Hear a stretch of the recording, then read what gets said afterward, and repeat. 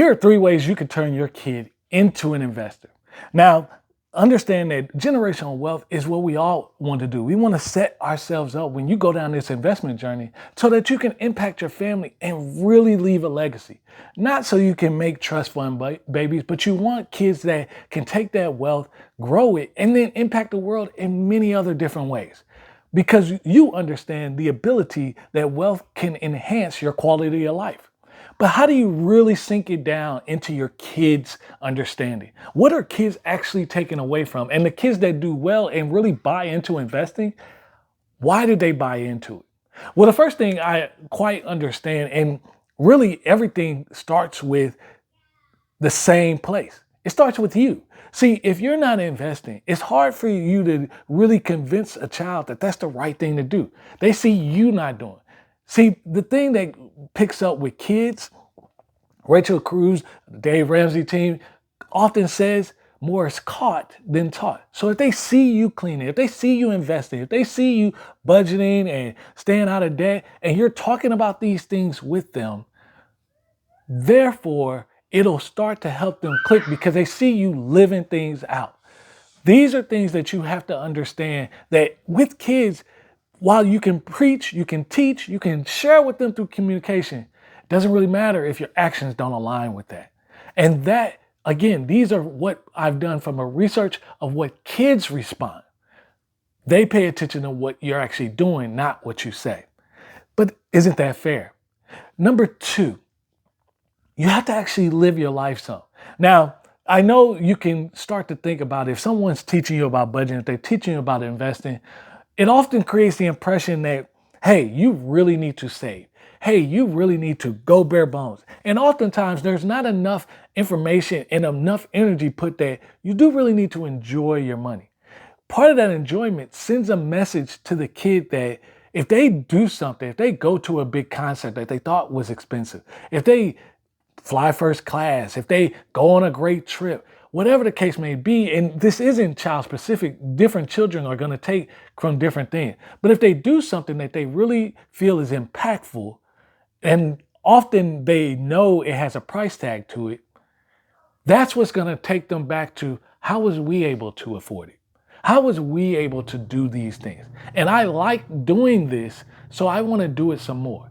That's going to take them down the path of number 1, oh, my parents invest. They save.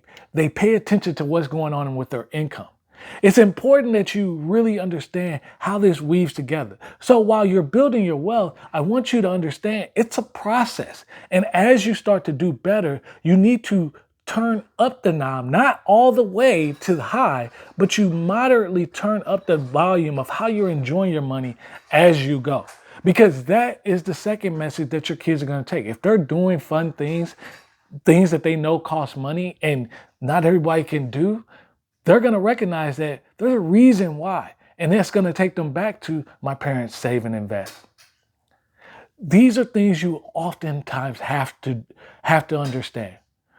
The last thing that I want to leave you, and this is the third thing, is you have to include them in your money decision. See, the biggest thing you can do is have your kid grow up and they get shocked by all these different expenses that it takes to actually operate their life. But if you bring them in, and I understand age appropriate, they may not need to know at 5 years old how much money you're making, but they do need to know that the lights around the house have a cost, that it takes bills to operate your household, gas, groceries, all those different things. And if you're building them up with the consciousness that nothing in life is really just free, that we have to actually pay for these items and we have to work to get the money to pay for these items.